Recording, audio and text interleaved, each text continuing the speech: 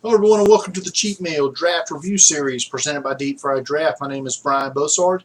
We're going to talk about the Detroit Lions now, and based on my value board, not so great for the Lions. But we'll start with their first pick and a definite pick of need. But the Lions go with one of the top linebacker prospects in the draft, and Jared Davis from Florida. Davis is a sideline to sideline tackling machine. Can cover out of the backfield. Davis is a day one starter in my opinion for the Lions.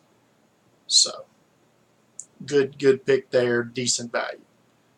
Even better value in my opinion with their second round pick at pick 53, where they get my 17th best player, Jalen Tabor, the corner from Florida. Tabor is available at pick 53 only because he ran a about as just slow time for a corner as you can run at the combine, 4.62. But Tabor is, without a doubt, the best press man cover guy in this draft. But because of his speed deficiency, I don't think he'll ever be a number one corner at the next level. I don't think that's going to happen with Detroit either, which is probably why he's available at pick 53. But you're not going to throw on Tabor easily. What really killed, based on my value board, the Lions draft was their selection of, at pick 96 in the third round, Kenny Golladay, wide receiver from Northern Illinois. Golladay is a 6'4", 218-pound receiver. Injured in the last game of the regular season, but wasn't injured as bad enough that didn't prevent him from working out the combine and the pro day. Golladay is a solid route runner. Doesn't flash at anything. Can high point the football. But there were a lot of better receivers available, in my opinion. Now, this is just my opinion.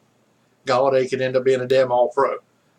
I've seen crazier things happen, but in my opinion, I think Golladay was an undrafted free agent type, and the Lions spent a third-round pick on him. So their value grade will reflect that. We'll get to that at the end. In the fourth round, they took a chance on another oft-injured player and another linebacker with Tennessee's Jalen Reeves-Maybin. Now, when Reeves-Maybin is healthy, he was one of the better linebackers in the SEC, but he was hurt a lot. So we'll see if he can stay healthy. If he can stay healthy, him and Jared Davis will upgrade the Lions linebacking core like that. But health is an issue for Maybin, and has been for Davis as well, for that matter. They come back at pick 127 in the fourth round and select tight end from Toledo, Michael Roberts, 6'4", 270. Solid inline blocker, tremendous in the red zone. He'll pair with Eric Ebron, who they picked up the fifth-year option on. But Roberts, last year at Toledo, 16 touchdowns. Tremendously productive player. Another value-killing draft pick for the Lions at pick 165 in the fifth round. They select Jamal Agnew, a corner from San Diego. I watched 0 games of Agnew. He was in one All-Star game. I watched him play in the NFLPA All-Star game. But Agnew tested through off the charts at his pro day. I want to say he was a sub 4.40 guy.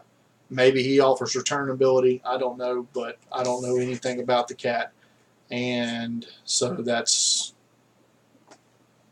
I can't watch him all, I guess. So again, this one could come back and make me look foolish. But for the basis of this exercise that we're doing today, I'm going to have to kill the Lions for the value on that one.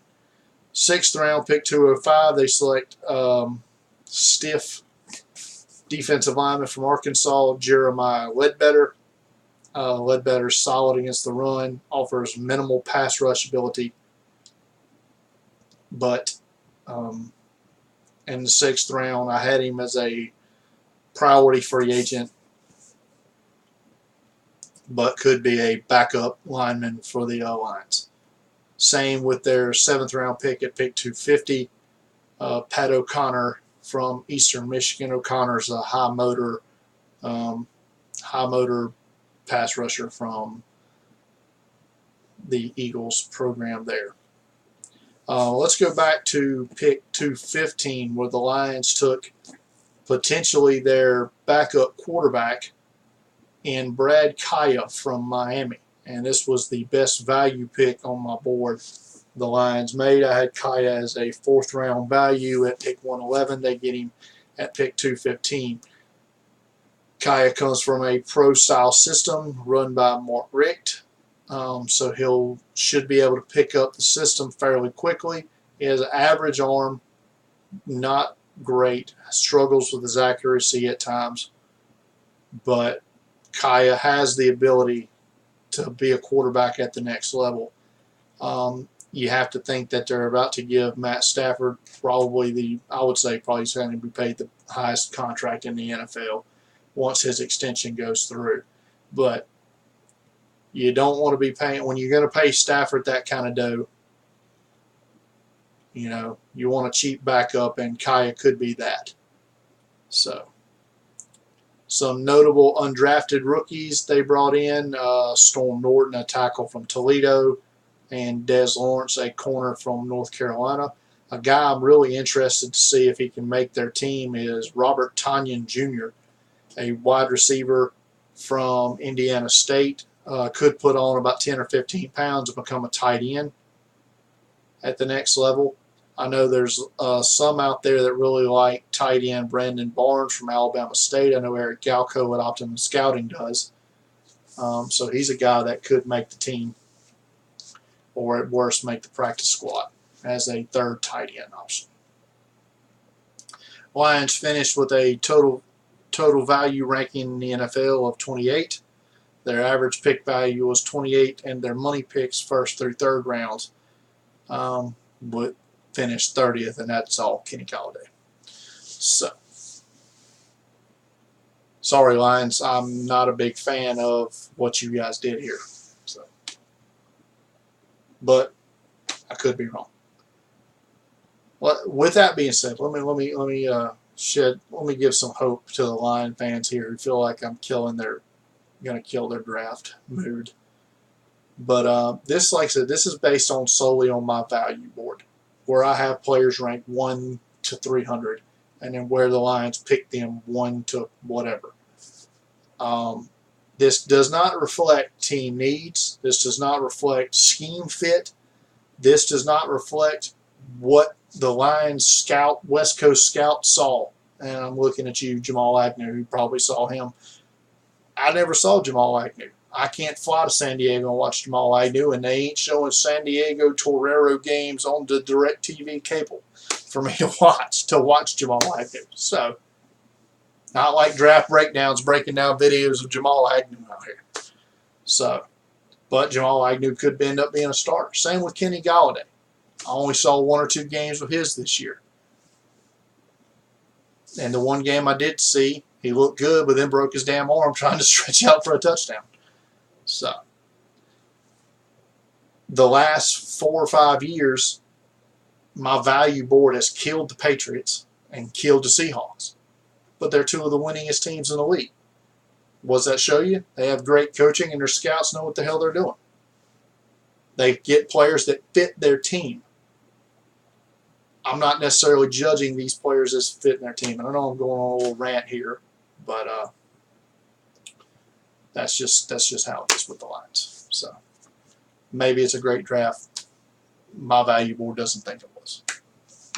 So that being said, we're done now with the Lions. We're going to move on to the Green Bay Packers next. See you then.